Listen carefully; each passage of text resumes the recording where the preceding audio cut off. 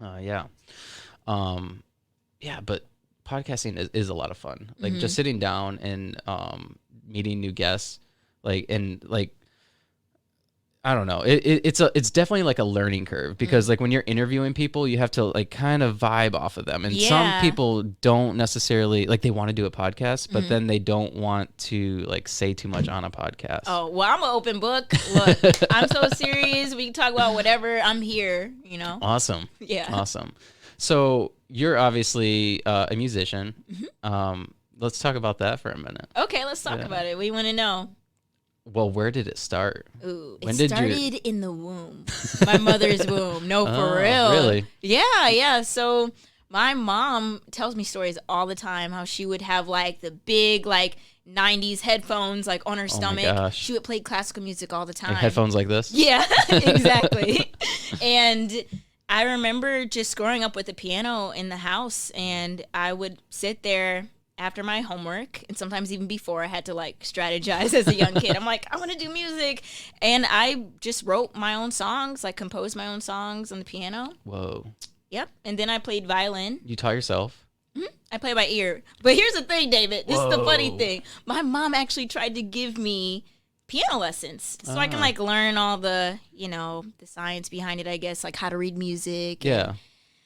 It's hilarious looking back at it now because my mom would pay for the lessons and I would show up and I would have the teacher there and she'd be like, okay, like, what's this note? What's this note? And I was like, I don't know, but do you want to hear a song that I wrote? And she'd be like, sure. So the whole time it was just me showing her like the songs that I learned by ear or something I wrote instead of reading the music. So That is crazy.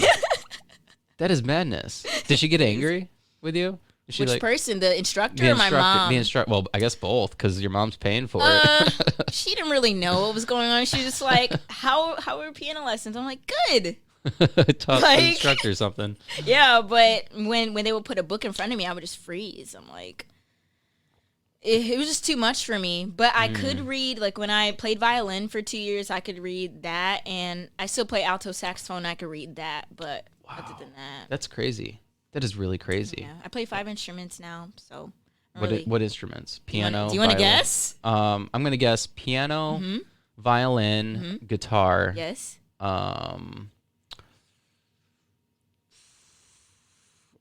Are any of them brass instruments? Ooh, no. No. Woodwinds? Yeah, I just told you one of them though. You did. and I don't remember which one. Good. Saxophone. Yes. Yeah. And then there's one more. Oh boy. Drums. Wait, did you say that one already? I did not. Oh, and then there's one more then. Oh boy. So drums? Drums, and then it's a simple one. Like one you'll see anywhere. Harmonica. Oh my gosh. I was not expecting that. No, I'm not Stevie Wonder. Bass. I play bass now. I just picked that up though recently. So I'm Wow, that's so lot. crazy. Wow. That is so wild. Thank I you. played trumpet in Ooh, middle I was school. gonna ask like if you Yeah. ever played any instruments. I played trumpet in school, Mm-hmm. and I actually got really good. I was like, I would come home from school and I would practice. I think it was my adopted mom would force me to practice. Like it was almost one of those things like I didn't want to do, but she would force me because she didn't like me. Oh no, I'm sorry. No, it's all right. But it built like diligence. Like you have to work at whatever it is you want to do. Right. And you have to work hard and you have to Yes. practice and get better. And that's Discipline. discipline is Yeah. important, and that's how you get better. And so I got really good because I started focusing on it more, and I ended up becoming first chair in band, and then I got invited to go to an honors band, which I guess like only they pick like certain people from Yeah, certain I was schools. an honors band too. Were you? Yeah. And I didn't get to go because my adopted mom hated me. So. Oh. Dang, Yeah. man. I'm sorry. No, that's all right. Yeah. But what did you learn from that, I guess? Besides, I know you mentioned like some of the characteristics and the qualities that you've brought and carried over. But like From anything learning else? an instrument? Yeah, just like discipline that we were talking about. But is there anything else that I would say discipline. I mean, it Okay. teaches you to work hard. Yeah. And being first chair, like it gives you like a responsibility, like because you know all the other people are keeping tabs to what you're doing, and they all want to be in your spot. Yep. And if you slip up and you don't practice, then you're gone. You're You're replaced. now your second chair. Yeah. And I think that happened to me. I can't remember, but I'm pretty sure that happened to where me too. where like I got like me and this other guy were like pretty close, and like it would bounce back and forth. He would be first chair, I'd be second chair, first chair, second chair, and it'd go back and forth. I feel that happened to me too, but the thing is, I couldn't read music like that for real, like that well. So I would just like listen. I would listen to how they would play it, and then I would internalize it, and I would like do it myself. And then I was first chair. I think they thought that I knew how to read really well, read music. But hey, I did marching band too. Did you do marching band? I did not. Okay. No. Lame. I know. I wanted to. I actually marched. All the cool kids do marching band. Yeah, that's Everybody true. knows that. Yeah. I always wanted to. In middle school, we actually marched with the high schoolers. So that was excuse me. That was kind of cool. That's fancy. Yeah. It's like some next level stuff. It was like once or twice. Okay. Something like that. That's still fun. Yeah, it was fun. Mm-hmm. Yeah. But yeah, it was a great experience, and I kind of want to pick it up again. Yeah. Just one of those things I don't have time for. Why not? Oh, okay. Yeah. And it's loud. Like playing trumpet, like it's not Who are you ideal. telling? I live in an apartment, and I'm trying to figure out like, when's the best hours to play my saxophone? Like, no, there aren't any. 10 o'clock at night. That's the best time. Yes. Midnight. My neighbors are chill though, so. That's cool. Yeah. That's really cool. Yeah. So how do you find time? Like, do you make time specifically each day to play one instrument, or do you just randomly throughout the day just pick it up and start playing? Like, do you have some sort of discipline about it? So this is a great question because I started off with like practicing bass and guitar each for an hour. Whoa. And then I was like, you know what? That's kind of unrealistic for all the things that I do in a day. So as of right now, I've been like creatively blocked. This episode is brought to you by Red Bike Delivery. This delivery service operates only using battery-powered, eco-friendly transportation. Red Bike Delivery is there for all your delivery needs, whether it's dinner for the family, flowers for your partner, or new houseplants for your new collection. Red Bike Delivery will gladly deliver those and everything in between. So what are you waiting for? Check out Red Bike Delivery on Facebook or Instagram for more information. Red Bike Delivery, because there's only one Earth. When it comes to playing my music, I've been writing though a lot more. So there's somebody who reached out to me from Berlin who like was like, hey, I would love for your voice to be on my tracks, like please, So I think ever since that moment, I've been focusing more on my writing and less on my instruments. But to answer your question, for real, I definitely was disciplined before that moment and just finding making time for it because I knew that that's what I wanted to do, and I still do. I'm just kind of in a weird place, to be honest, and I'm trying to see myself still in a good light, even though I'm not like pushing myself to be disciplined, right? To do the things that I actually want to do. So are you able to find like a good balance between it all, between writing and playing your instrument, or do you find yourself like, I don't have enough time and this is difficult to like keep up with? So before I was producing like beats from scratch, I was practicing my instruments, and on top of that, I was audio engineering. Oh, and writing. So I was like wearing all of the hats, and I was like, I don't have time to do anything else. Like, where are you doing this I need to eat in my studio. So I have a home studio in my apartment. So I just do everything there. But as of recently, I've been like doing more jobs to make money. So like I DoorDash, and I'm sure other artists do. But I'm trying to do that so I can actually promote the music that I put out. To reach a larger audience. So yeah. So when did you decide that music is the path you want to go down? I always wanted to do music secretly, but I actually come from a very wealthy family. Well, my parents are wealthy, and so I always had this pressure to. I love that you said that, because some people be like, "Yeah, I'm rich." Like, no, you're not rich. Your family's No, rich. I knew at a very young age that that's my parents' money, and those are their cars and their houses, and I knew that I had to make my own, and I was taught that, my parents aren't giving me handouts or anything. Which I love because they made me work for a lot of things. You know what I'm saying? So that's important because one thing I've noticed, like, I mean, specifically with my situation, like I've had to work hard for everything that I have, like extremely hard, and it makes you appreciate everything you have when you are finally able to achieve what you wanted to achieve. Like even just simply as starting like this podcast, like I had to go out and buy all the equipment and learn how to use it. And learn how to use it. Like I didn't have somebody to teach me. I don't have friends that like, yeah, I'll come and be your sound person or whatever. But when you learn how to do it and you work hard and you're able to finally get to that spot, you can appreciate it a lot more. And that's one thing, like for me with my kids, I'm like, man, I don't know. Like I feel like they have life so easy because I've worked so hard to make their life easy. Now it's like, how do I give them struggle so that they can appreciate the things in life? I think the world might give them the struggle, and they have to go based on the principles that you and your wife and your family probably have taught them and ingrained in them. Because I was very sheltered. I grew up in a very sheltered home, and like the world gave me the danger and gave me, the rough side of reality. Because I lived in like, not Twinkleland, what is it called? Disneyland. Like, oh, I'm in a castle and everything is so great. But then it's like, oh, that's when ish hits the fan. Like when I'm out on my own now and I'm learning. And so what was that moment like? It was a rude awakening. But I also knew that I wanted that. So how old are you? If you don't take mind a guess. I will not be offended. I promise you. I'm gonna say, well, you're friends with Sema, so she's shout out to Sema. I love you. I'm gonna say you're around her age, right? Okay, that's still very general. It is pretty general. I'd say 23. 25. Wow. Okay. Thank you. Yeah. People always think I'm 16 or 18, and that's fine. Because when I get old, look, I'm going to be looking good.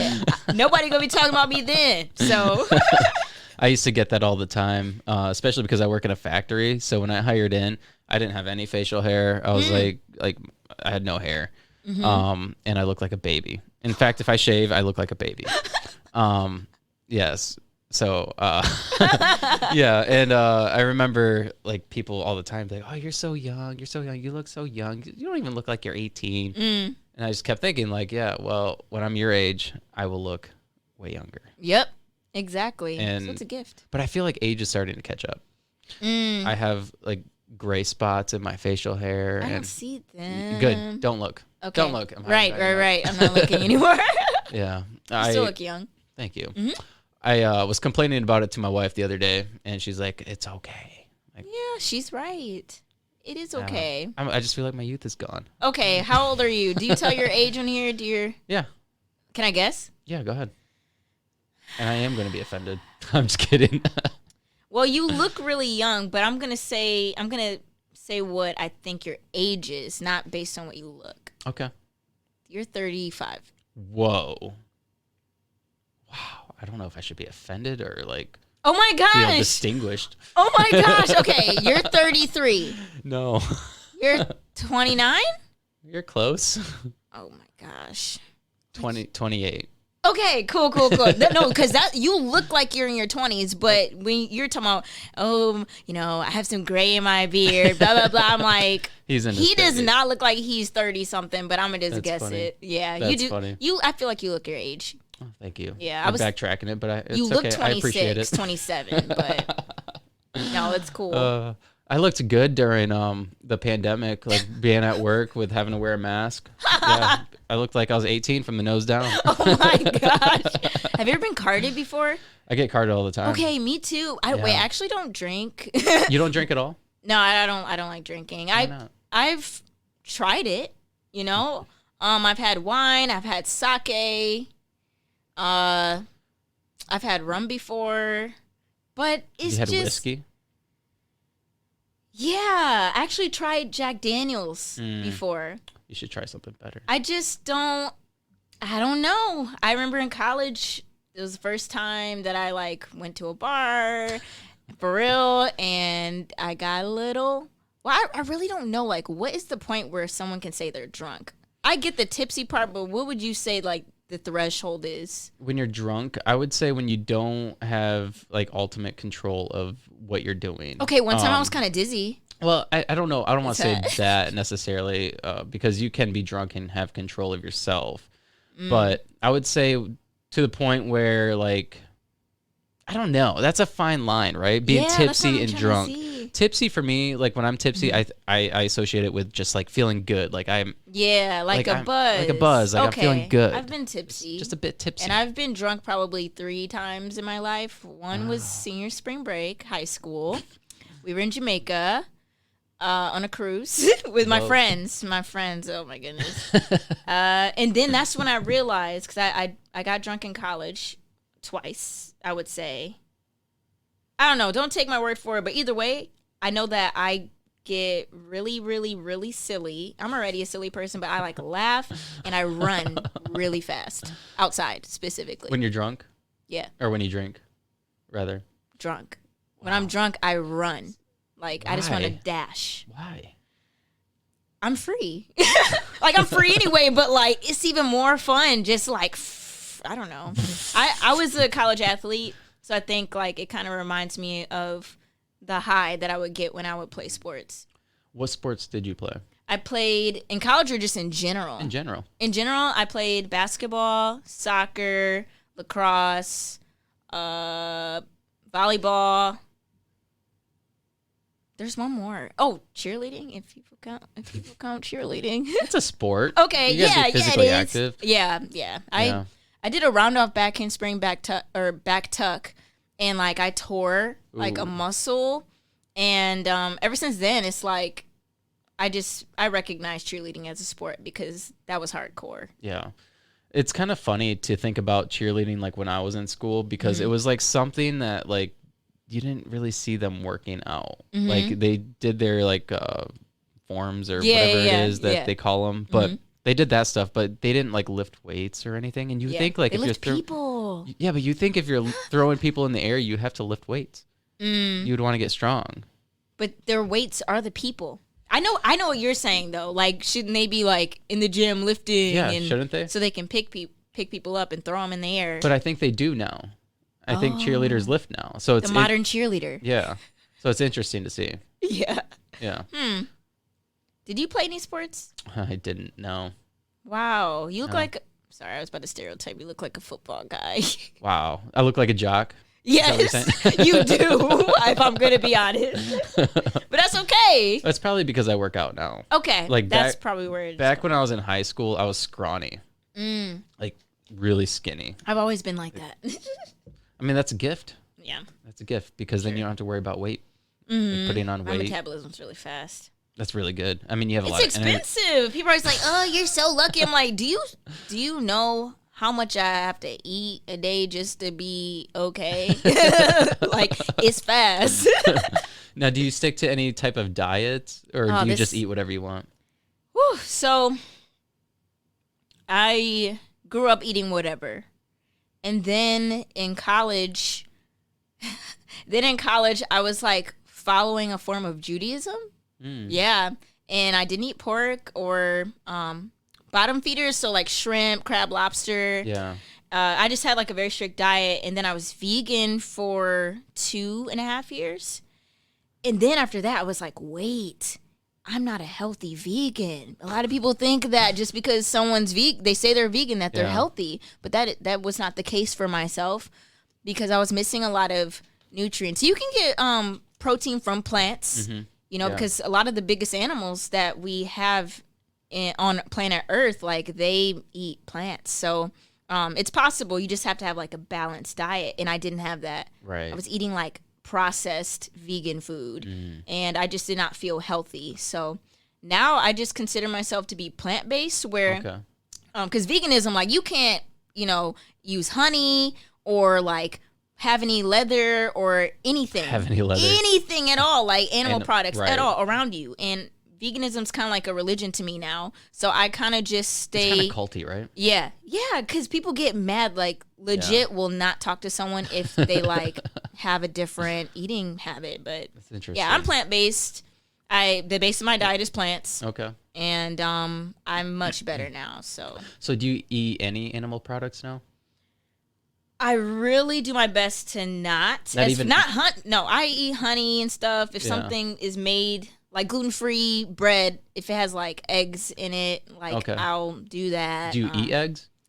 I think it depends on my moon cycle. So like my women's cycle. Right. Sometimes I crave like salmon or eggs, but I haven't eaten those for a little while. So. But yeah, that's interesting. I love hearing people's like diets and their opinions on them. Yeah. Like, I mean, I eat mostly meat. But I recently just started eating like a little bit more carbs and vegetables. But for a while I was on a carnivore diet and I actually felt like better on it. Like, interesting. Yeah, it was interesting because like I would eat for lunch, I would eat nothing but steak and eggs, and then for dinner I would eat whatever whatever meat was being cooked for dinner. Like if we were having tacos, I would just eat taco meat, and I felt like really aggressive on it because I was working out really hard too. But it was interesting. Yeah. So now I'm trying to like go back and not be so crazy. Yeah. Because I'm kind of insane about things. Like when I started doing it, I'm like, that's what I'm doing. No, that's me. And so now I'm trying to find like a balance. Yep. It's always that. And even with the meat, I did a little bit of research on just like, when we eat animal products or, animals, we are also like consuming a lot of the trauma and stuff that were in their muscles, or even as human beings we have trapped emotions that get stored in our body. So if you think about like, say if you're eating eggs that aren't free range, right, even cage free, even if they're cage free they could still be in a cage, but it won't be that small. Right. But you think about the cortisol levels, like the stress hormones within the animals, and then people, we consume those too. Well, I mean, just look at the reason why they pump them full of all these steroids and all the hormones. Like, there's a reason for it. It's because they're not able to roam around and get fat naturally, right? Wow. Right? Like if you're buying eggs from or buying chickens from a farm, like they're just throwing them on top of each other. That's stressful. And they're inside of a building. They're not quarantined. Outside. They're quarantined. Literally stressing the frick out. No, yeah. I'm just thinking of that image, like, Ugh, craziness. Craziness. Yeah, but I eat a lot though now. So you seem like a really interesting person. Yeah, people say that. Yeah. What do you want to know? I'm here. I want to know everything. Okay. Yeah. So we were actually talking about, what were we talking about? We kind of went on music, production, something else, right? Yeah, something else. I don't remember what it was. But what college did you go to? I went to Hope College. Okay, so that's a religious college. It is. It's like a white Christian conservative liberal arts school. So did you? You don't sound salty about that at all. Well, most of my trauma took place there. Okay. I don't care about talking about it. Like, I'm good now, but. Okay. Yeah, so the saltiness probably came from that. Okay, that's understandable. I grew up in a extremely fundamental Baptist church, so I understand a lot of that stuff. And I've actually had people on that have shared their stories as well. Oh, wow. With like religious abuse. And stuff. That's what I talk about. Like, yeah? Yeah. If you want to. Yeah. Well, first, I want to ask you about your growing up. You said you grew up in a very reserved home. Yes. Did you grow up in a religious home? Yes. Both of my parents have been ministering for 37 years. They've been ministering. Yes. So they're pastors. They have churches all around the world. Really? Yes. What denomination? In quotation marks, non-denominational, which is still a denomination, because there are many people who are categorizing themselves as non-denominational, but at the same time, that's still a denomination. I hope that makes sense. Yeah. But I've seen a lot of non-denominational churches do like similar things. But yeah, that's pretty much like their niche though. So, yeah. So by forming all these churches as a non-denominational, it makes them a denomination in my head, because you're still, so in 2015 I looked up how many no, was that 2017? I think it was, sorry, it was 2017. I looked up how many denominations there are in Christianity alone. There were 33,000 at the time. So, you know, that number has changed more or less now. Yeah, look it up. We're going to Google it. Yes. So you grew up like this. Mm-hmm. Yeah. What was that like? It was very strict, and my parents, I'm grateful though, because my parents taught me honor and respect for people, and I'm really grateful for that. But at the same time, like, being very sheltered, I was just naive to a lot of things. Like, you know, again, like, didn't have a sip of alcohol until senior year, spring break, you know, like, yeah, that, and didn't do cannabis until college, but that was to heal an autoimmune disease that I had. Did it work? Yeah. 3 months. My hair grew back. My hair was falling out. So did you have alopecia? Yep, alopecia areata. Yeah. You know. I had that. Yeah, I had that. They wanted to, like, put the cortisol steroid shots, like the injections in my head. No way. Yeah. Oh, and then this is the funny part though, David. They said, yeah, but, you know, these shots might not grow your hair back. So I was like, okay.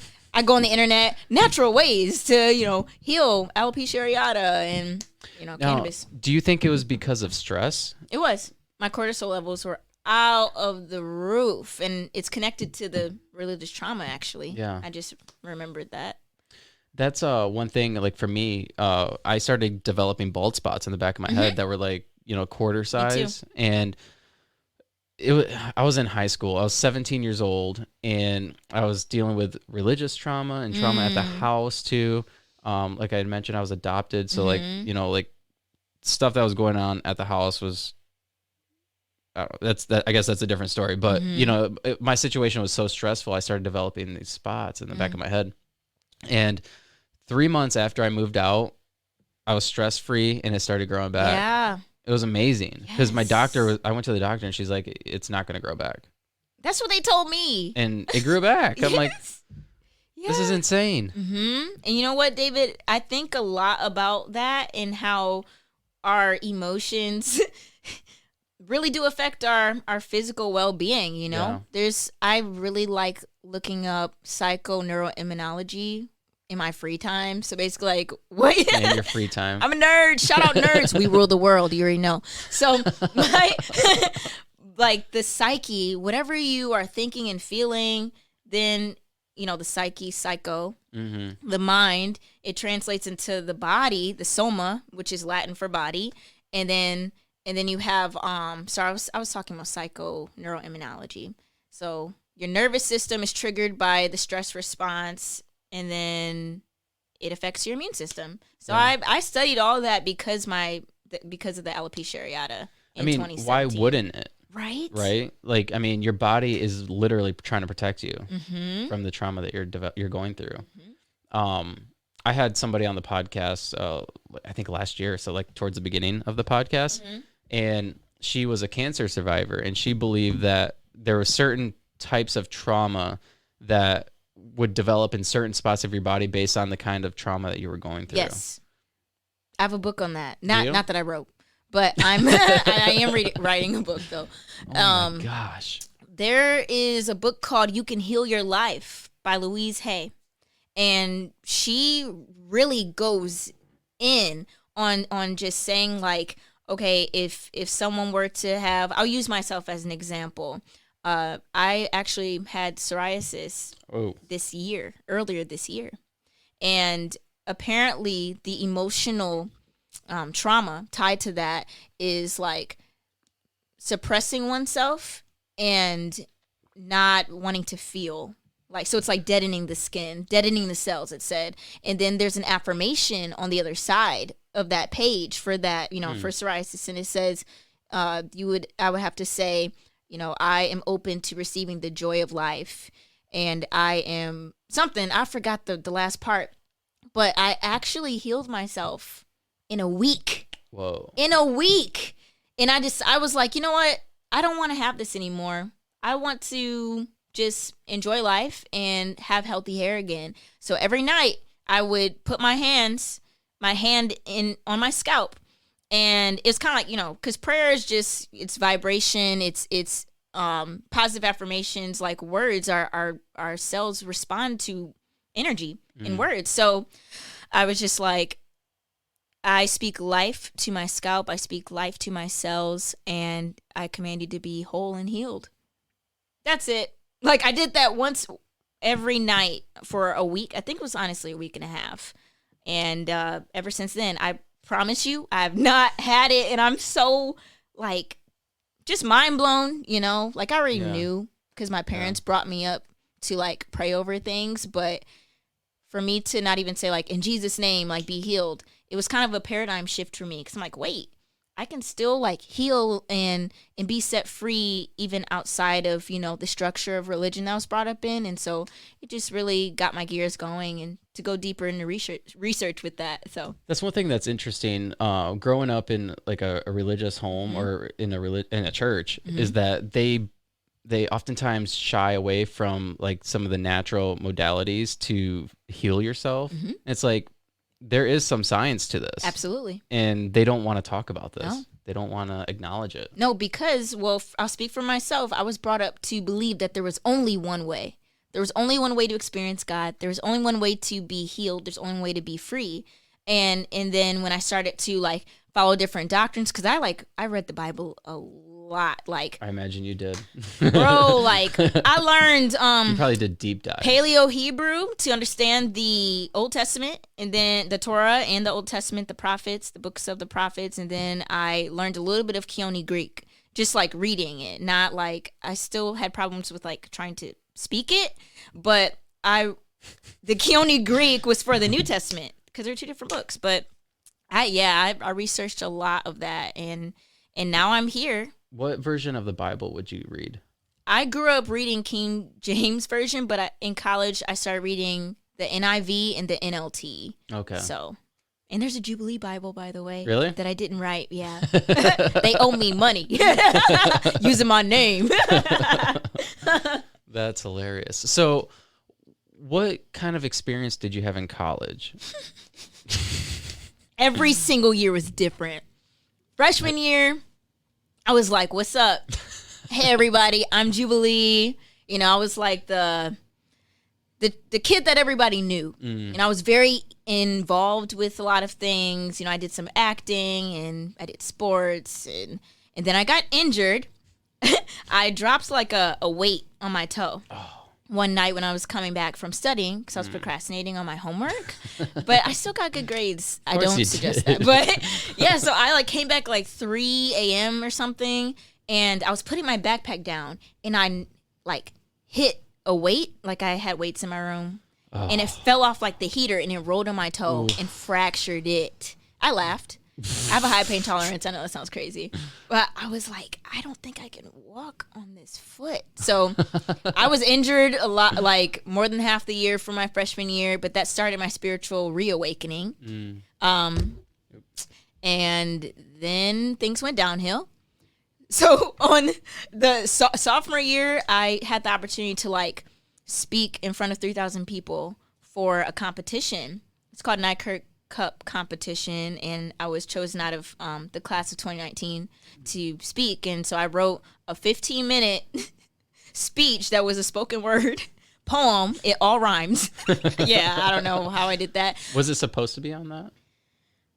They gave us a topic, okay, and then they told us to write a speech. But I wrote a poem. Yeah, because that's just how I connect, you know, with how did they words. like that?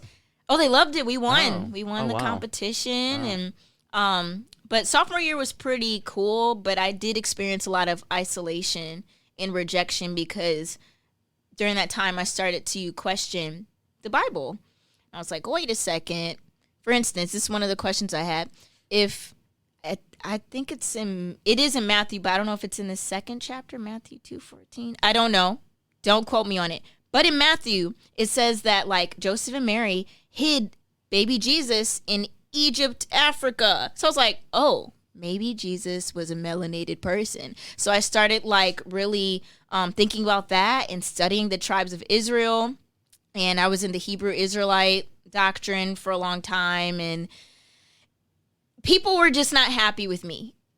If you have somebody at a white Christian college saying in class that, bringing stuff up about like Jesus and not even just what he looks like, but his actual message. Do you know what I'm saying? Like, not the fluffy stuff like, all you got to do is just believe and you're saved. No, I'm talking about like, actual like theology. the things. Yeah. And it made people uncomfortable. And so I just felt really lonely that year. Well, isn't it kind of a naive thing to assume that Jesus was white? Yeah. I mean, because even if it was not Africa, let's say it's not Africa. Right. It's still from the Middle East. Yes. They're not white. No. That's what I'm saying. And the thing is, David, it was interesting because even when I thought Jesus was white, I still worshiped him the same. But when I like would tell my friends, like, what do you think about this? And not even trying to argue, just like, look at this. They would get so offended. They'd be like, no, like, I'm for real. Like, I fell out with a lot of people just because of my questioning with that. And it's like, okay, so what if he was a melanated person? Why would that change your heart towards? Why does it matter? Do you know what I'm saying? If the Bible says man looks at the outward appearance, but the Lord looks at the heart, I mean, that's true. But like, why wouldn't you even want to have the heart of God and look at people and things and everything with the eyes of God? Do you know what I'm saying? Right. Including Jesus. Like, shouldn't you love him despite what he looks like? So, considering he loves everybody else. Yeah. So that was a whole thing. But wow, that's crazy. That's really crazy. Yeah. I kind of want to find that verse. Oh yeah. Yes. Let's find it. Hidden in Egypt. Junior year, because I'm halfway done with the college experience. You asked me. Junior year was. I was still lonely, actually, but I was starting to find a little bit more of myself, like connecting with people who had similar ethnicities. That I had, because I grew up in a pretty like white area, just coming from wealth. Where did you grow up at? Bloomfield Hills. Oh, okay. Yeah, I think it's the second wealthiest city in Michigan, so it's just a whole different vibe. And then senior year, that was bad. I didn't like it. Okay, so let's see here. Was it Matthew 2:15? Oh. Y'all, run the track back. I said 2:14. I was close. You said 2:18, I'm pretty sure. No, it's 14. Check it. Was it 14? Yeah. Okay. Yeah. I'll check it. Okay. I was close. Yeah, okay. So in Matthew 2:15 and Hosea 11:1, I find the words out of Egypt, I have called my son. Mary and Joseph were hiding from King Herod while fleeing Egypt. Imagine Europeans hiding in Africa. That's what I'm saying. They would stick out. Yeah. I stuck out at my school. Like, they would notice me. Do you know what I'm saying? So. Says this is a question containing many parts. So many, in fact, that it is hard to follow. It essence seems to inquire if Jesus was black. The interest in a black Jesus arises primarily from a black hermeneutic that has arisen in recent years. A number of minority how do you say that? Hermeneutics? Can I see the... Yeah. Let me highlight it. There. Okay. Hermeneutic? Let's just say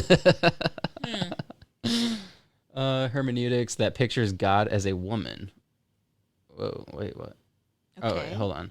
A number of minority hermeneutics have arisen along with the political correctness movement, along the female hermeneutics that pictures God as a woman. The question contains some false assumptions and assertions, such as the suggestion that God might be black because man was made in his image.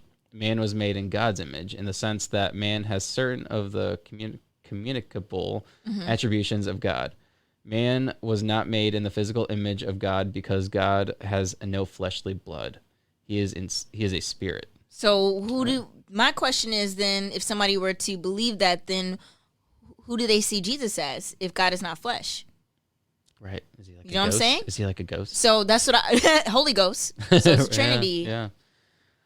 So whatever the appearance of Jesus was, he was a Jew. About the only thing that is certain about his appearance is that it was not that which we commonly associate with him based on Renaissance paintings.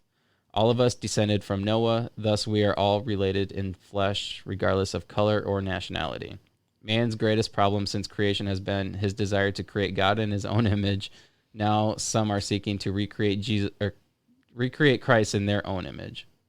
Yeah. Everybody's doing that though, because I believe that God is a personal thing, and I think that's also why there's 33,000 plus or minus doctrines or Christian. 35. Yeah. 35,000. Now? Oh my gosh.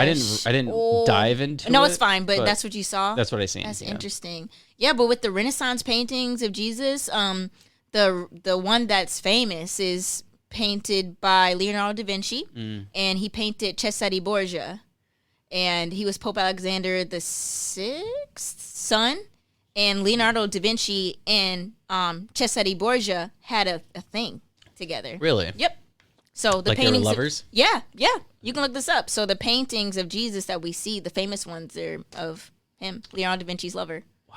Pope's son, by the way. Yeah. You're just dropping bombs on this podcast. Oh, sorry, I didn't want to blow it up. I like this podcast. I did a lot of studying, David. You did. Senior year, I had to move out of the place that I was in because it just got really bad. People didn't want to be around me because I was questioning, and which reflects on their own insecurity, because when other people were questioning when I was an on-fire Christian, that didn't faze me. No. You know what I'm saying? No. So it's you're not really on solid rock ground if you are wavering like this with fear, That's one thing I realized too with growing up in church. Anytime you had a question like that, it's almost like they were offended that you had these type of questions. Well, you should know that. It's clearly not that. Like instead of having a discussion, let's have this harsh response to your question, and you're genuinely being curious. Mm-hmm. And there's nothing wrong with that. We were born. I believe that we were created curious, to be curious, to ask questions. We're children. Yeah. We naturally look at the wonder of the world, and we're drawn to things that we don't know, to experiment and to experience, right? And that creates innovation and learning, and you're artistic when you are curious about things. When you're so gung-ho on no, this is the way it should be, this is the way it is, you're not open-minded whatsoever. That's corporate America in my view. Look at what happened today. Yeah. Oh my gosh. I know. Things are. I believe that the miracles or the miraculous happens in the unknown. Do you know what I'm saying? Yeah. So even with, I don't know if I was going to take the conversation to this, but go ahead, let's go. I microdose psilocybin mushrooms for my mental health, and it has helped me heal religious trauma and spiritual trauma. I had years of it, and I started microdosing in 2020. I was doing it on and off. Now I do it consistently. Research shows that psilocybin mushrooms help rewire the brain. It does. Yeah. So I was diagnosed with obsessive compulsive disorder, and generalized anxiety disorder.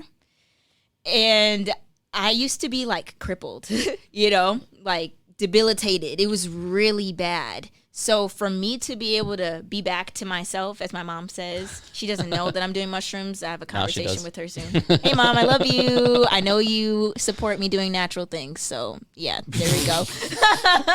but I brought that to say that mushrooms remind you of the unknown, because it breaks the structure or the box that you might have been in. Yeah. And it helps you see the world in a completely different way. And so I'm really grateful that they're in my life. So when you go to do mushrooms, do you do it when you're what are you doing? Are you at your house? Are you just sitting around? Are you focused on just going through that journey? What are you actively doing? Yeah, thanks for asking. So I'm connected with a very intentional group that has taught me how the ancients used to do mushrooms. And so I do it that way. So when I first started doing them, I would only do them. This sounds Like, what? Jubilee, what are you talking about? Do them in the dark, in my room. There's no lighting. It's at night. And yeah, so I fast that day.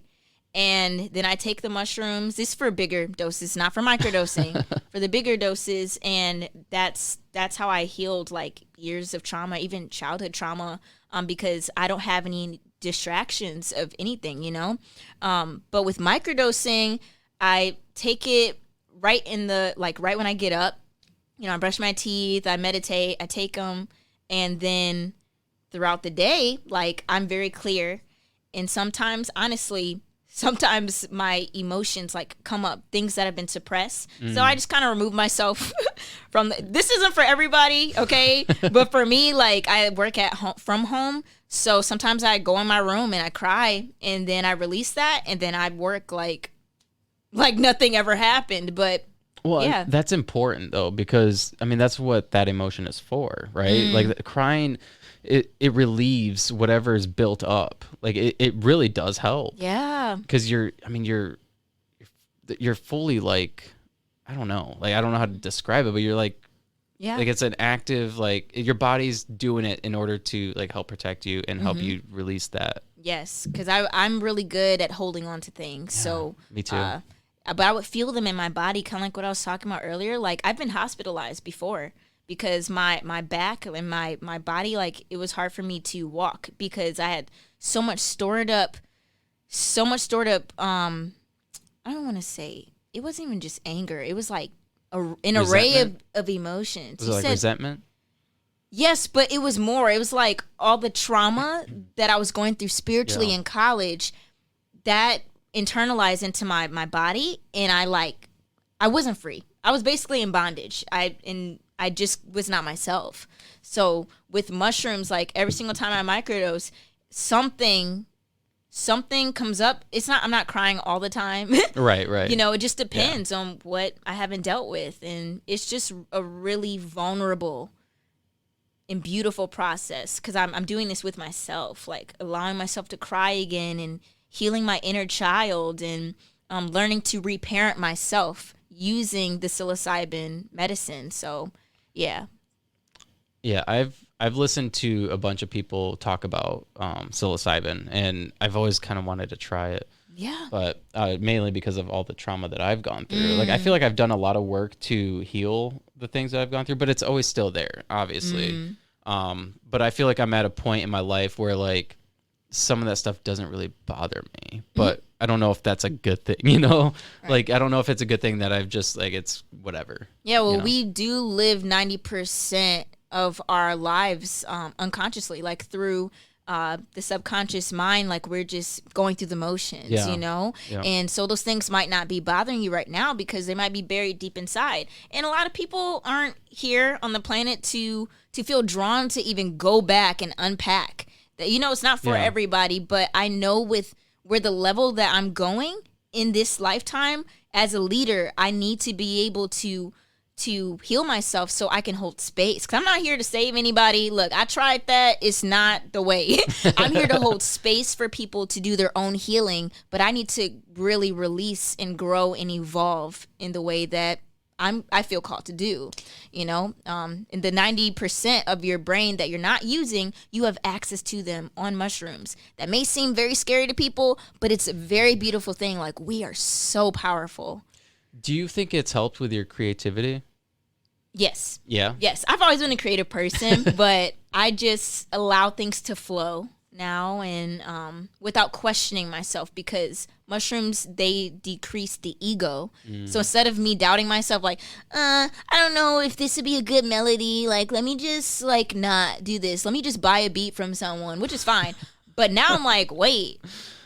I know I'm kind of like in a creative, like, phase where I'm just writing right now, but my writing, David, it's on fire. My writing is literally out of this world because it's authentically me, but it's the deeper part of me, and I just am really happy right now with life. So what kind of things do you write about, and what inspires? Obviously, some of the things that you've gone through, I'm sure, inspire your writing. But like when you sit down to write, I mean, you can only write about like a certain situation so many times.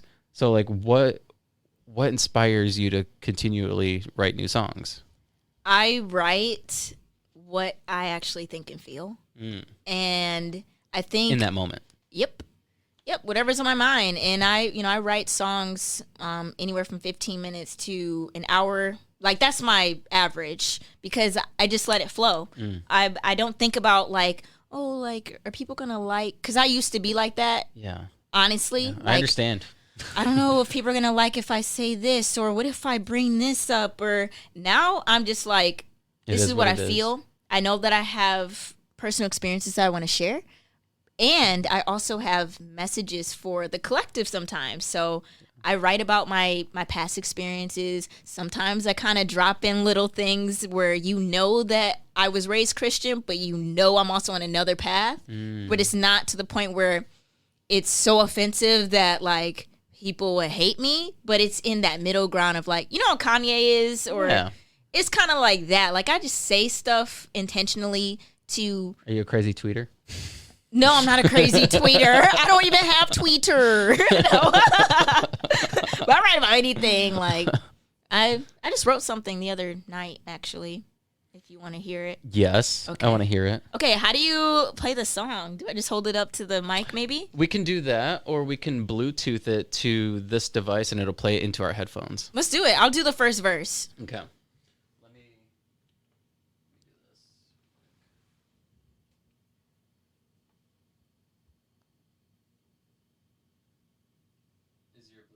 Yep. David's MacBook Pro? Nope. Okay.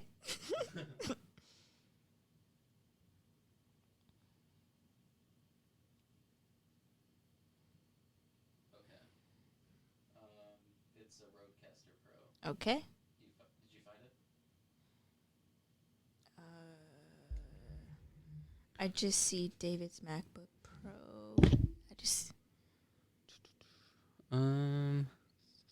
I'm going to turn my Bluetooth off and then turn it back on. Okay. Yeah, I had to disconnect the computer. Okay. Excuse me. Do you see it? Here, do you want my phone? Come on.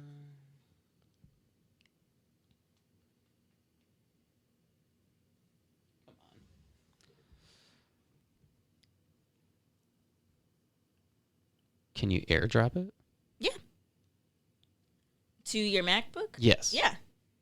Absolutely. Let's try that and see if that works. Okay. Oh, wait. Hold on. Look for it now. Okay. I'm sorry. There it is. Sorry, everybody. Boo. I'm kidding. I'm joking. Sorry, I grew up in a family like we would boo each other, but it was like a funny thing. But, these people these days are too... I'm sensitive too, but it's a different kind of sensitivity. We'll talk about that in a minute. Okay, Let's play it. This is called Heaven Sent. Shout out to Josh Hype. He made this beat, not me. Is it playing? No. Where is it? I don't hear anything. Do you hear it? No, I don't. Huh. Is it playing on your phone? No. Did you receive it on your MacBook? Oh, you sent it to the MacBook? On the road? No. Can I airdrop it to that device? No. So it was discoverable by Bluetooth, so you should be able to find it. Oh, me? I have to press play. Yeah.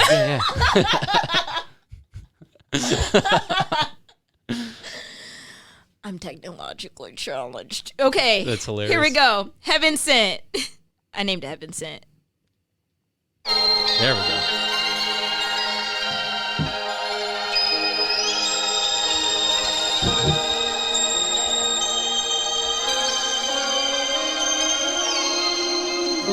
My vibe up like a rocket ship. My mama said I'm heaven sent. My daddy's better than he's ever been. Everything else irrelevant. What if God got a womb in melanin? I've been done with this government. Praise divinity, struggle made me so hellbent. Now I fly like a pelican. It's been a journey though. Reminiscing when I played the 6-4. Still yet acquainted with right and wrong. Still trying to find where I belong. Starseed, donor child. All my dreams manifesting now. He couldn't tame me. I'm too wild. I'm too loud. I'm too proud. Yeah. Okay, that's all you're gonna get. Oh. Oh, that was dope. Thank that was you. super dope. Thank you. Yeah. Wow.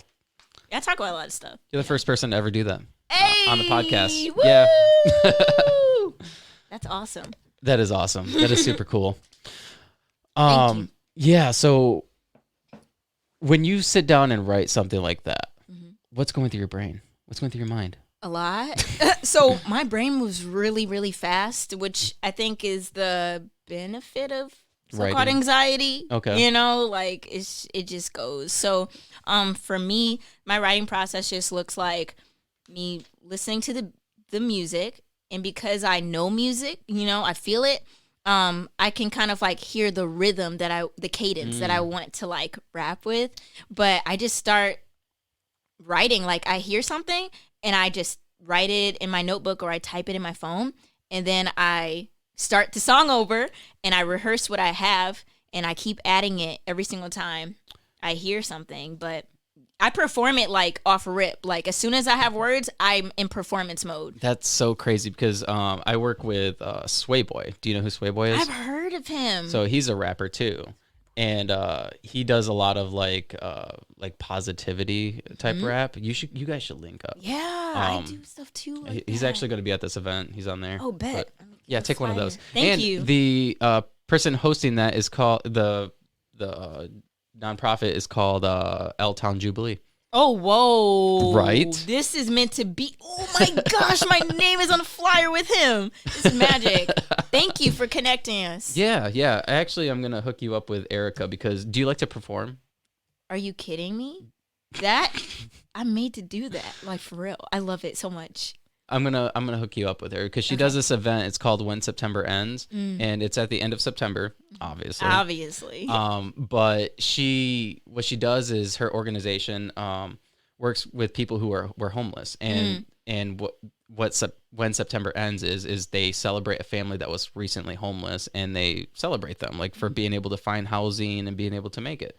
And so it's just like this whole event where they have performers and live events, and they have like tents with like vendors and all kinds of stuff. It's fun. That's awesome. Yeah, it's a lot of fun. I went last year. I had a tent and everything, promoted the podcast, and this year I think I'm going to do live interviews. Somehow I'm going to figure that out, but it'll happen. Yeah, it'll happen. But I definitely think I should hook you up with her because I like that. That was Thank awesome. you. I have a lot of unreleased music, David, that's coming, and it's all like deep and positive and uplifting, honestly. So I'm really excited. That's super cool. That is super cool. Yeah. Yeah. So what type of things do you typically rap about? Consciousness. I mean, elevating consciousness for real. In my story, sometimes I talk about like certain situations that I've gone through with different people or me growing up, feeling alone, like really feeling lonely in the way that I see the world. I mean, everybody, like boo-hoo, everybody has a different perception of life, but I literally felt like I did not belong anywhere. And that was very heartbreaking to me. Like, that was my first heartbreak of feeling like I didn't belong anywhere. You know, I was too white for the black people, but too black for the white people. And then on top of that, you know, I'm a person of color who has wealth. So now there are certain people who can't connect with me with the things that I was raised doing, you know? Right. And I just always felt like I was on the outskirts, but also observing everything in the middle of it, you know? So I talk about just the emotions that I have processing trauma even and things that I learn, and unity. I talk a lot about unity, like people coming together. And that's something else I've experienced on mushrooms where I had an ego death on my 5 grams, the hero's dose. And you sound like Mike Tyson. Oh, I need to check him out. I know he was on Joe Rogan. Yeah. Was he? Okay, yeah. I need to look at that. He has his own podcast too. I did not know that. Yeah, it's called Hot Box with Mike Tyson. I would hotbox with Mike, you know? You would box with him? Oh, hotbox? You would hotbox. Isn't it, you know what I'm talking about? Like hotboxing? Yeah, hotboxing. Okay, yeah. Like, I would do that with Mike Tyson. If you hear this, you know, come through, or I'll come through. But yeah, I had a hero's dose, and that 5 grams, whoo, my ego was just like, gone. And I know that that's a very scary experience to think about because your ego is how you self-identify with your world. But for me, it was very beautiful because it's like I am the person that I am inside. Like my soul is bigger than my body because my soul is one with not only the source of all things, but everybody. So it changed my view of how I see people. And I kind of see everybody living a different human experience, but we're all one. Like we're actually connected. There's research in Joe Dispenza's book, Becoming Supernatural. He talks about it later in the book. I don't want to spoil it, but he does mention like the power of group meditation and how when people put their minds together and they're one and connected, people's environment changed so much that the crime rate dropped because people were just there together. And I just think about just how we're all connected and how we affect one another every single day. So I mean, isn't that that's kind of the concept of like motivational speakers, right? And then also like you grew up in a religious environment, so like having like revival meetings or like revival services, like you have this fire breathing preacher up there like trying to get everybody to like get their lives straightened out, and everybody's kind of in unison in that moment, and it's powerful. I think that's why religious settings can be powerful, but when you take away kind of like the doctrine of it, you still see the power of it. Like for instance, concerts. You know how much like energy is being generated by people being like-minded, like in the same space with the same intention. You get sucked in. Yeah, and like in scripture, Jesus says, "Where 2 or 3 are gathered in my name, like I'll be there." And I think about that in general, like when there's more than one person on the same page, the same wavelength, like things happen, whether they're in his name or not, though. So I know it's controversial to say, but I've seen it happen.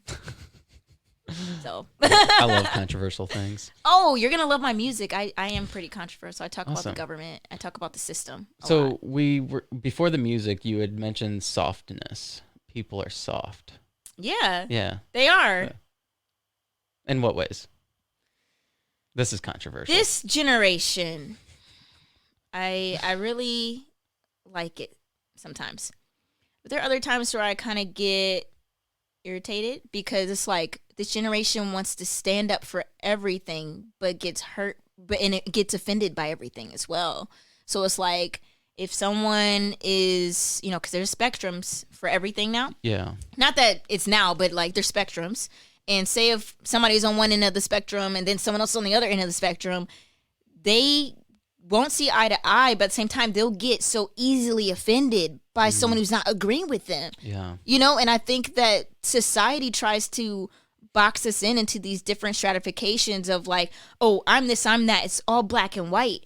And these are the same people who are saying that it's a spectrum, but they're still saying it's black and white. Well, I think a lot of it has to do with our political environment, right? Absolutely. Like that's the first thing you can look at and say that those are two different classes. You have Democrats and you have Republicans, and you're either on this team or you're on this team. And if you're not on this team, then you're this. And if you're on this team, then you're that. You're the devil if you're not on my team. Right, exactly. That's how it is. And if you believe differently than me, then I can't be your friend. We can't have this discussion.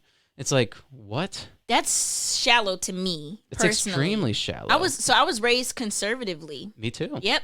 I was raised conservatively, and a lot of my views, not a lot of them, I should say, like I'm pretty much, I feel like I'm kind of in the middle for a lot of things right now, and that's fine. But at the same time, like I was raised conservatively. Right. Like my parents were Republican. I mean, it's kind of just a natural inclination for like religious people. Right. They're typically more like conservative than anything. Yes. Yeah. I studied political science. That's one of my degrees. And so that is a fact with what you're saying. Yeah, it is. And so when I got to college and, I started to hang out with other people, I heard their views, and I was someone to like actually listen with where they're coming from. I wanted to know, like, are they believing that because of a trend and they want to fit in with however the parties are picturing or shaping their followers, their devotees, you know what I'm saying? Yeah, like constituents. Right. Yeah. And or is it something that they actually believe? Is it something that they actually researched? Do you know what I'm saying? Yeah. I'm logical. Well, there's definitely people that hop on a trend because they want like just the social media cred. Yeah. Yeah.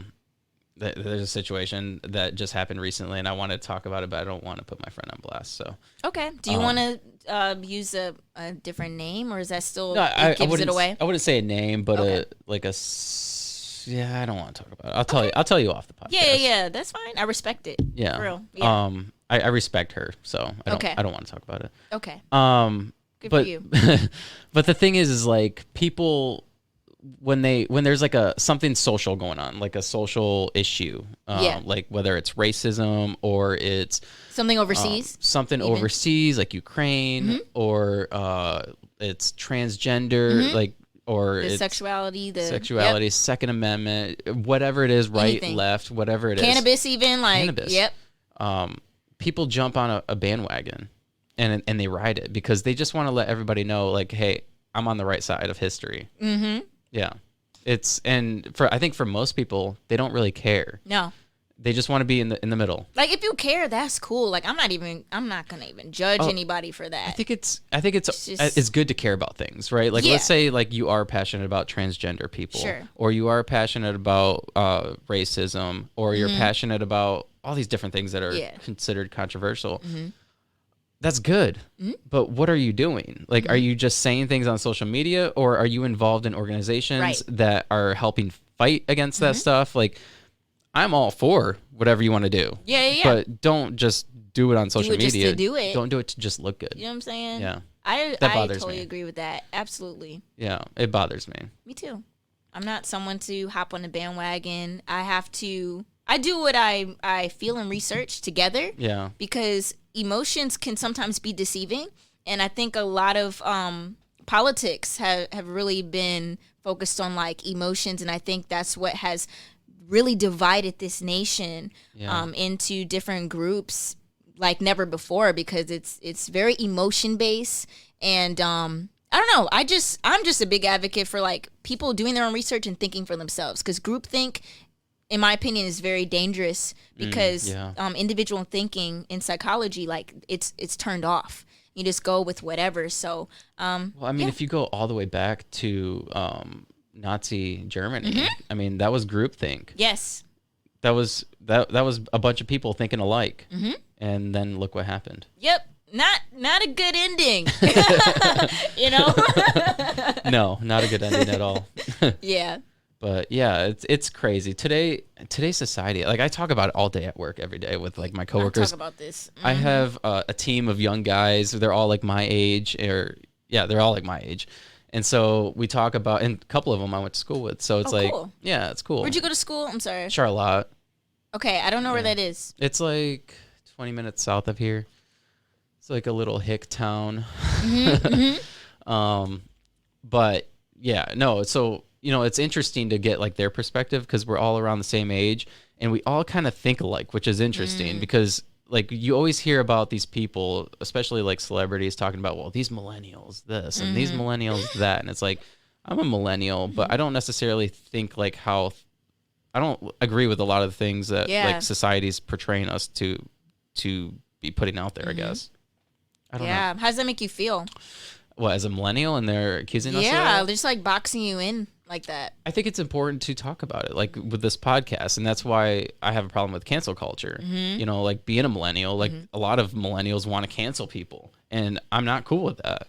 So I think it's important to be able to say what you want. Like you should be able to rap about whatever you want. Yep. You should be able to say whatever you want.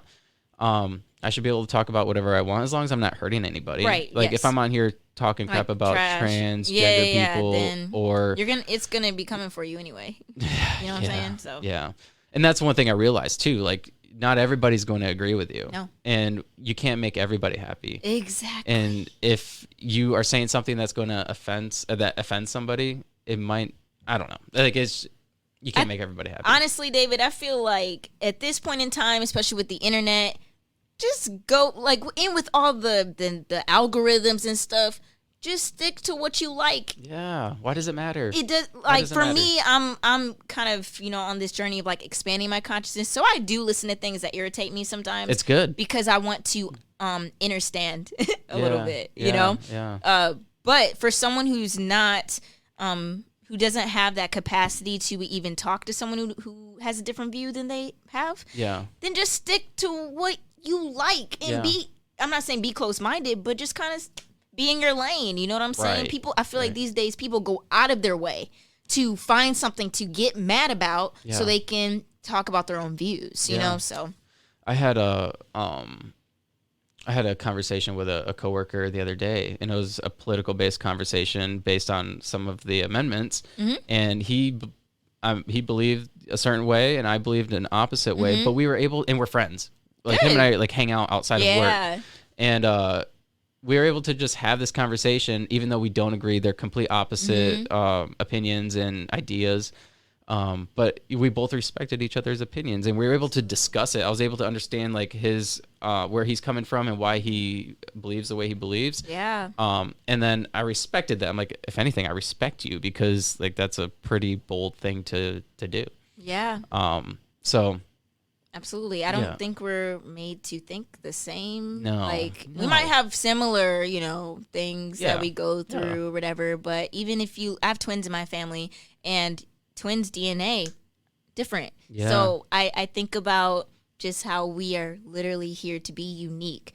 And my problem with mainstream society is that they try to box and suppress individualism. And I'm a life path 1. I don't know if you know anything about astrology or numerology, but basically someone who has a life path number 1, which you find out by adding the digits of your birthday together, your month, your day, and the year you were born. You add those up and you reduce it to a number, because the numbers go from 1 to 9, because when it's 10, it's a 1 because the 0 doesn't count. Does that make sense? So it like starts over? Okay. Okay. So 9 is the last number. Yeah, so when you add my birthday up, 12/09/1996, you get 10, and then you like reduce that to 1. Oh, okay. So I'm a life path 1, and we're all about like individualism.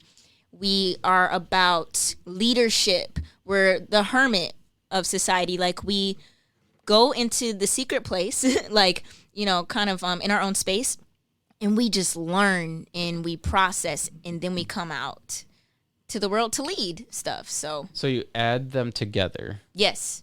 So I'm going to do yours right now? Yeah. Okay. So it's 09/02/1993. Okay, 09/02/1993. So 9 and 2 is 11. Okay, but 1 plus 1 is 2. Yep. So just keep that. And then 1993, you have 10, then 9, 3 is 12, 22, 2 plus 2 is 4. Your life path 6, if I'm not mistaken. What does that mean? I just choked on my spit. Such a human thing. Excuse me. A 6. I don't know too much about a lot, like in depth of the 6, but the 6, it deals with like the home life. So very family oriented, domesticity. So yeah, and it's also like a really like, it's supposed to be like a lucky number, and yeah, I should have known that, but I think you should look it up. I will definitely look that up. Yeah, I'll look it up off the podcast. I just want to make sure I added this right, though. I don't want to give you misinformation or anything. Okay. Yep, 6. Awesome. Interesting. Yes. I will research that later. Absolutely. Can I ask you what your astrological sign is? Oh boy, I'm a Virgo. Virgo. Yeah. My dad's a Virgo. Okay. Cool. Yeah, I don't get involved in that stuff. You don't have to. I've never really I guess I don't want to say understand. I've never looked into it. I've never really like researched it or anything, because growing up religiously, like it's kind of like a woo-woo type thing. Religion is woo-woo sometimes too, though. It is. So it just depends. But cool. Yeah. So we're over an hour into this. Yeah, I figured, because you were like checking your stuff. So I'm like, how do we close this out? I wasn't checking my stuff. What was I doing? I was writing. I was writing something down. Oh, my bad. No, you're good. Yeah. So, Is there anything else you want to talk about or bring up on the podcast? I feel like we could talk forever. No, we could. I really I lost do. track of time. So you're about to drop new songs, right? Yes. When are you dropping them? Good question. I'm in a little pickle. Well, I want your opinion though on this, okay? Okay. So, I have a project called Sonder. You know what Sonder means? No, but it sounds familiar. Okay. I had to look this up, so it's a new word that I learned. But Sonder is the idea that everybody's life is just as equally as complex as yours. That makes sense, though. Yeah. That makes really good sense. Yeah, I love that word. And so with the project Sonder, I have like 6 different tracks for now. And I mixed and mastered it, right? I mixed and mastered the whole project.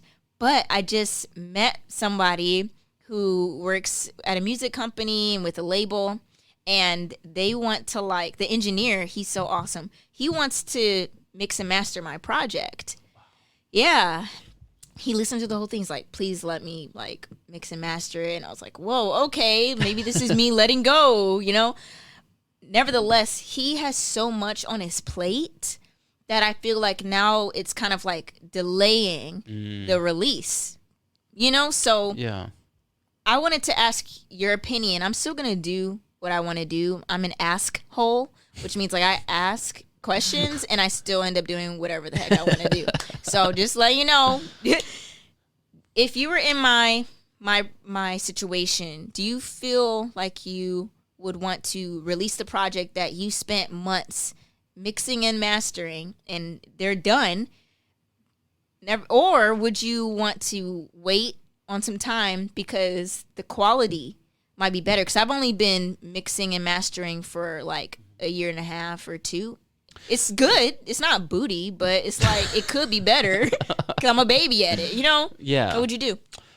Well, like anything, like we talked in the beginning, you only get better when you keep doing things. And you can appreciate things a little bit more when you work harder at it. So it might push you to even want to like work even harder. And I know that you're kind of that type of person. I'm kind of the same way. Like, Yeah. And the thing is, like, I'm a person who doesn't like to wait on somebody. So if it were me and I have this project that I want to do, I would just do it. Yeah. And I mean, you could always still go like, let's say you're in the middle of mixing this and producing this. Is it a track? They call it a track or the album? Or the project? Yeah. Oh, it's an EP, so it's like extended play. It's shorter than an album, but longer than a single. Okay. Yeah. So you could work on producing yourself, and then if he gets a hold of you in the meantime, maybe check that out too. Like it's produced, it's written, it's mastered, like it's done. It's just like the quality could be better, but it's not bad. It's not horrible. What about the quality could be better? Like this, he just has better equipment. He has more experience than I do, so like he knows. I do things intuitively. Like I feel like he knows more than I do, but at the same time, I like create really quickly. Like I write very quickly. My friend Chris Powers, shout out to Chris Powers. He came over yesterday and we wrote a whole song together in under an hour. Yeah, and we're about to record it and I'm like, wait, maybe we should like come back Tuesday and just record it. But because I create so quickly, I feel kind of delayed and behind when I'm waiting on other people. Yeah. And I'm very independent. You know what I'm saying? Don't wait on other people. Don't wait on. That's what I'm Don't saying. wait on other people. Okay, but I appreciate the engineer like so much. His name is Merv, and he is absolutely stellar, like amazing. But he also is doing his own music too. Yeah. You know, so I like to think about like Kanye. He videoed everything before everybody, like before video was really a thing. Yeah. And didn't he produce like most of his stuff? Yep. I'm like that. I produce and I write and stuff. You should just do that. Yeah. I relate to Kanye. Shout out to also I want to shout something out. I just dropped a song called Kanye Midwest. And it just got released, so it's on all the streaming platforms. So I think I just heard check that. it out. Yeah, I just heard that. It's really fun. But yeah, the guy Merv also known as Harlow, he mixed and mastered that one, and it sounds amazing. So, you know, I think I'm just gonna follow your advice, which is also my intuition, and to just go and release it. And for the next project, he can help me with it if he wants to. Yeah, you know. So yeah, that's one thing. Like with the podcast, I've learned to not wait on other people, because like when I starting this podcast, like there's been several people that, you know, like, I can help you, and I'm like, but it's on their time, it's on their watch, and then I almost feel like at a certain point they feel like there's something that's owed to them, and they want the credit, and they want, like, it's like, no, this is something I worked on. Like I got the podcast to where it is. Like you did not do anything. Right. You might have given me some advice, but like, this is not you. Yep. So, I feel that. And then strongly. And then sometimes people come in and they want to ride off of your success too. And control it, or control it too. Right. And change so it. that's something you gotta be careful of too. Unfortunately, that's something you have to be careful of. Yeah. Especially being a creative person, people want to take advantage of that stuff. But people project their own ideas and feelings and opinions onto other people, and you know, we all do it, but I'm now more aware of it when I'm doing it, but also when people are doing it to me. And I've learned to set boundaries, even as an empath. Like, you know, like not being a people pleaser all the time. Like, oh yeah, sure, I'll do it, but inside I'm like, no, let's do this thing, you know? And that's my problem too. Like I just want to make people happy, and that's the thing. I want to be able to help people. Like if somebody wants to do a podcast or host like be a co-host on the podcast, I'm like, yeah, like that sounds like fun. But then you think about it and you're like, no, I don't think so. Yes, I'm like that when people like try to collab with me. So look, y'all have not even seen anything yet, okay?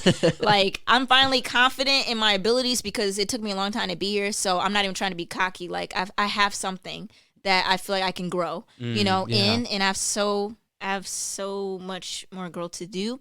But I want to say, like, there are certain people that want to collab with me already, which I'm really grateful for and open to, but, like, I can't collab with everybody because sometimes we're not on the same frequency, and it doesn't mean that the person or myself is better or worse than one another. It's just like, it's not a vibrational match, and sometimes I feel pressured to be like, oh yeah, like you're a Detroit artist and I'm here too, like let's just do it. But I'm very intentional with everything that I do, and that includes who I'm speaking to and who I want to create with. And it's not even a stuck up mean thing. I just can't. No, it's not. You know? Boundaries. No, it's definitely not. And people take it that way, but it's not. Yeah. Especially when you're trying to make a difference in the world. Yeah. Yes. I see that you're doing that. I just met thanks. you, and I can already tell, like, you're passionate about this podcast, and it obviously looks like you put the time and the energy into it. And for me to just even be on this show, like, I am very, very grateful, and I feel free. Awesome. You know? Awesome. Well, thank you. I really appreciate that. This has been fun. This is a blast. Would you do it again? Absolutely. Okay. Awesome. Yes. Awesome. Thank you so much. Seriously. And thank you, Sema, for connecting us too. Absolutely. I appreciate you. Yeah. Yeah, she's dope. She is. I'm about to see her. Oh, cool. Yeah. All right. Thank you, David. You're welcome.